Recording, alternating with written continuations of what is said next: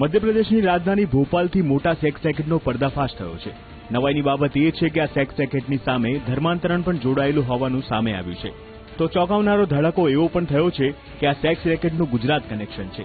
સમગ્ર મામલે હાલ પોલીસે સેક્સ રેકેટ ચલાવનારા આરોપસર 2 બહેનો સહિત અન્ય એક શખ્સની ધરપકડ કરી છે।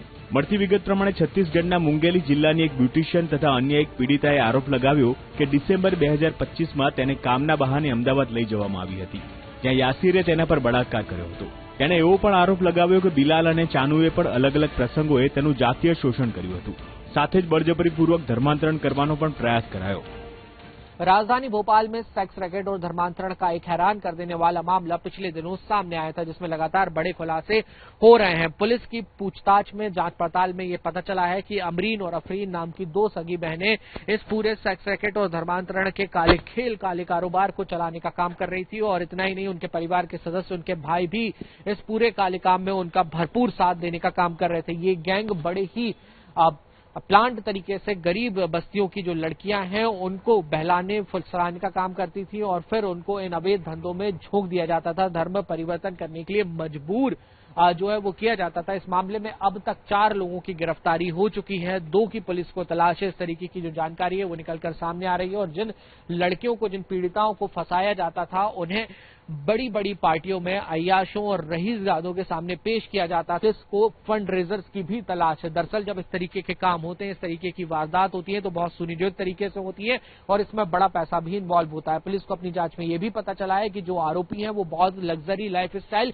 इस धंधे की दम पर जीने का काम कर रहे थे। तो आने वाले समय में इस पूरे मामले में और कई अहम खुलासे भी हो सकते हैं। और सबसे बड़ा सवाल अब भी ये बरकरार है कि क्या ये गैंग सिर्फ भोपाल तक सीमित थी या फिर मध्य प्रदेश या देश के अलग अलग राज्यों में भी इनका काला कारोबार नेटवर्क जो है वो फैला हुआ था। जी, मुझे धर्म परिवर्तन के लिए फोर्स किया गया, मेरे साथ में नशीले पदार्थ देकर गलत किया गया।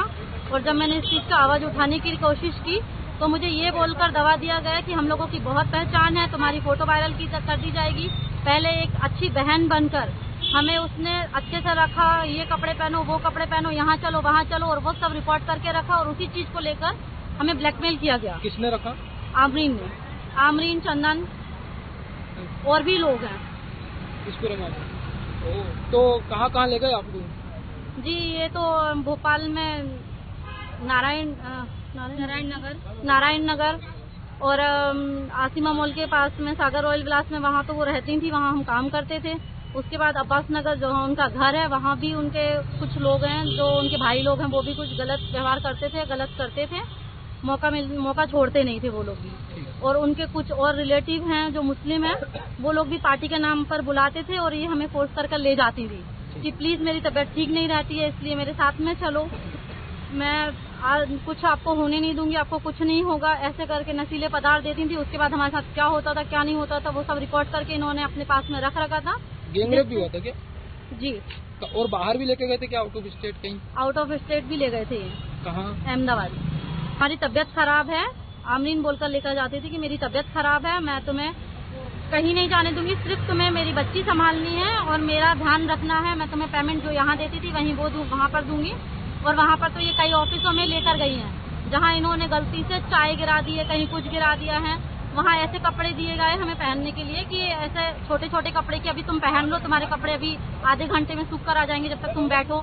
तो बस वही फोटोग्राफी, ये फोटो ले लूँ, वो फोटो ले लूँ, फिर वही फोटो को लेकर हमें ब्लैकमेल किया जाता था बार बार। और यहाँ भी काफी लोगों को इन्होंने हमारी फोटो सेंड की है, वहाँ भी काफी लोगों को इन्होंने हमारी फोटो सेंड की है और बहुत ही बुरा व्यवहार हुआ है सर हमारे। मुझे संजना ले गई थी उसके बाद तो मुझे पता नहीं है कुछ।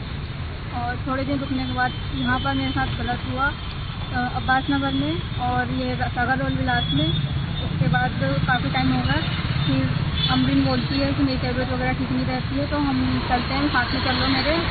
ये बोलकर मुझे अहमदाबाद लेके गई और अहमदाबाद ले जाने के बाद जहाँ वो रहती थी वहाँ पर उनका कोई यात्री नाम का है, उन्होंने मेरे साथ गलत किया। उसके बाद जो कई जगह पे मुझे लेके जाती थी साथ में और छोड़ छोड़ के वहाँ से भाग जाती थी। सेम मुझे भी वैसे ही कपड़े पहनाती थी कि ये कपड़े पहन लो, ये पहन लो, अनकम्फर्टेबल फील करती थी तो कहती थी कि फोटो है मैं खींच के दिखाती हूँ, ये बोलकर खींची उनकी फोटो। अब मुझे वो ब्लैकमेल कर रही है। कितने लोग थे इसमें पूरे? इसमें 1-2 लड़कियाँ और हैं जो मतलब सेम उनके साथ भी यही हुआ है, वो आने से भी डर रही है। ઉલ્લેખનીય છે કે ગત રવિવારે રાત્રે 21 અને 32 વર્ષની બે મહિલાઓએ બાગ સેવાલિયા પોલીસ સ્ટેશનમાં અલગ અલગ પરંતુ સમાન ફરિયાદો નોંધાવી હતી, જેને પગલે પોલીસ તાબડતોબ એક્શનમાં આવતા આ મામલે આરોપીઓ અમરીન અને આફરી તથા ચંદન યાદવની ધરપકડ કરી હતી, જ્યારે અન્ય કેટલાક આરોપીઓ ફરાર હોવાથી તેમને પકડવા માટે કવાયત હાથ ધરી હતી। મહત્વનું છે કે સેક્સ રેકેટનું ગુજરાત કનેક્શન પણ ખુલતા ખળભળાટ મચ્યો છે। देखिए, ये थाना बाग सिवनी की घटना है। यहाँ पर एक फरियादी महिला द्वारा एक दुष्कर्म और अन्य धाराओं में अपराध पंजीबद्ध कराया गया है। इसमें मामले में अभी तक 3 आरोपियों की अरेस्टिंग की जा चुकी है।